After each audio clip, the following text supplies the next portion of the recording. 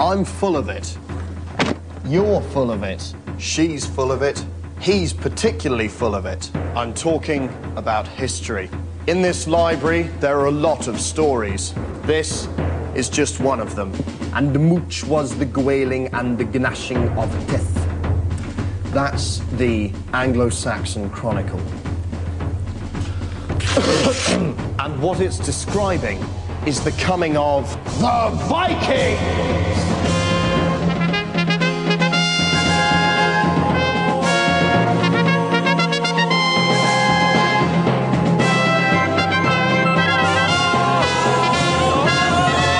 We are history! Walking around Newcastle dressed like this today, I'm getting a lot of strange, even aggressive looks. But 1100 years ago, the only heads I would have been turning would have been fish heads, because all this was sea. Britain, 855, 100 ships off the northeast coast. At their head, the Viking king, Ragnar Lodbrok. Imagine this scenario. A massive Norseman has arrived. He's tanked up on mead. He's been looting, pillaging churches. He's been killing priests, raping Geordie women. What would you do? Hang them? How about setting my couple of Rottweilers onto him? Crossbow? Just got lightning, just like that, straight across the right, throat. cut him across the throat. Ragnar Lodbrok. Lod meaning hairy, brock meaning trousers or pants. Ragnar of the hairy pants. His name may not mean very much to us today, but his spirit is very much alive here on Winship Gardens in Byker. Uncannily, here at this house, living with his mum and dad, is Terry Lodbrok. Yes, Lodbrok. Lodbrok. Lodbrok. You can almost smell the history.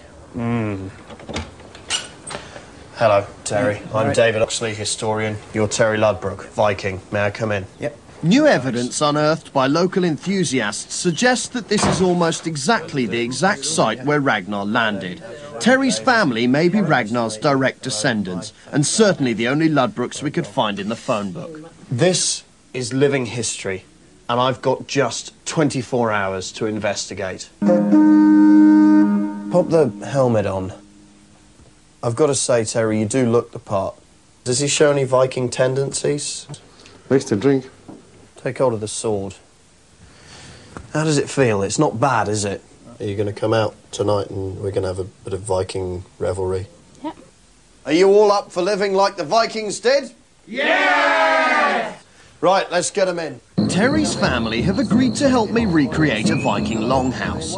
Imagine what it must have been like. Men, women, children and animals, all together in one room. It sounds like some particularly unpleasant stag night film, but it wasn't. For the Vikings, it was real life.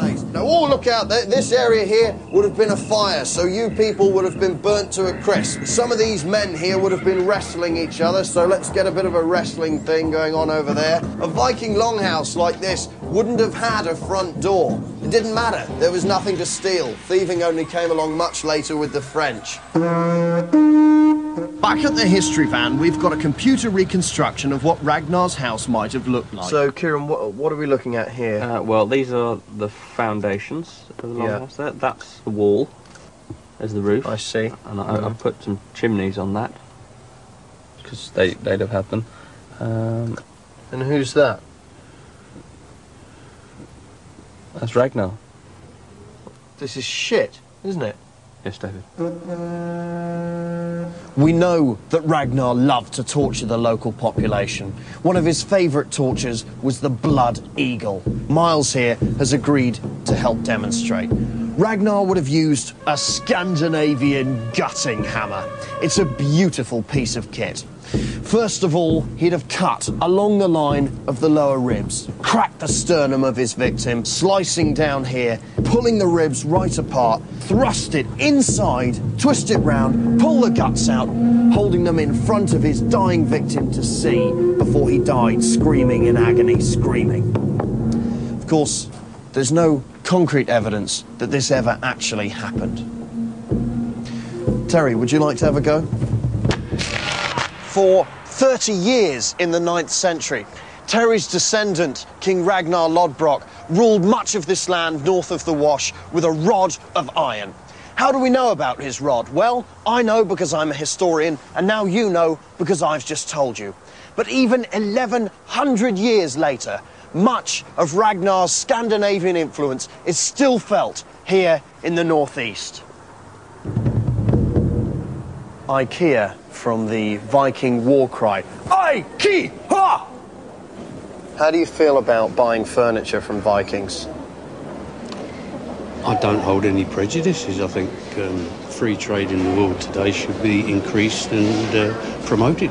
Do you still do the longboat range? No. No? No, we don't. I believe Sorry. it was available in 855 when you first opened here. Well, look, where's the prow? Because I think this is the mast here. Yeah, I mean, this isn't going to work. This is useless. Look, it's always the same with these things, isn't it? You know, the instructions don't even seem to tie up with this. I need something quite spacious, room for about 50 burly men, some animals. You know it's not going to look like that, don't you, David? These are the instructions for the Osberg longboat. Yeah, but these that is everything these are the we... parts for a desk. You can get 50 men on there at a push. Excuse me, I'm trying to build a Viking longship. Would you be prepared to help us? Yeah. That's good work there. If you could bring that piece in here, if you bring that in there, if you come up at the front of the ship here, then you can keep a lookout for any Saxons, anything like that.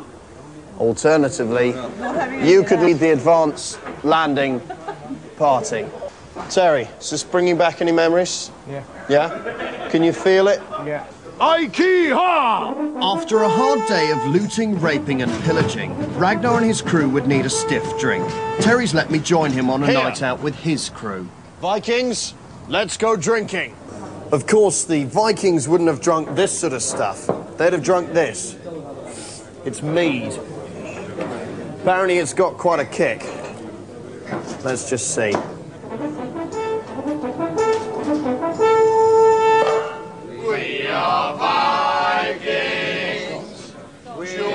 Ragnar's delinquent behaviour could only go on so long. Here's to Ragnar. Yeah. Without him, we'd never have met. He was bound to annoy someone. Terry, do you know if we might be able to find any virgins to take back to the ship? In Newcastle. After a heavy night on the mead, Ragnar was captured and thrown into a pit of snakes. The sagas tell us he died. It's unclear what happened to the snakes. Ragnar was given the full burial due to him as a Viking chieftain. He would have been lain in state on his finest ship. So what have we learned about the Vikings? Well, that they were murderers, looters and pillagers. But they were also so much more. You know, there really is nothing like a Dane. Bye. David, you all right? I've got mead sick on me. Oh, Tony Robinson would never drink on set, you know. I heard that. Oh, he got me trained. Where's Terry?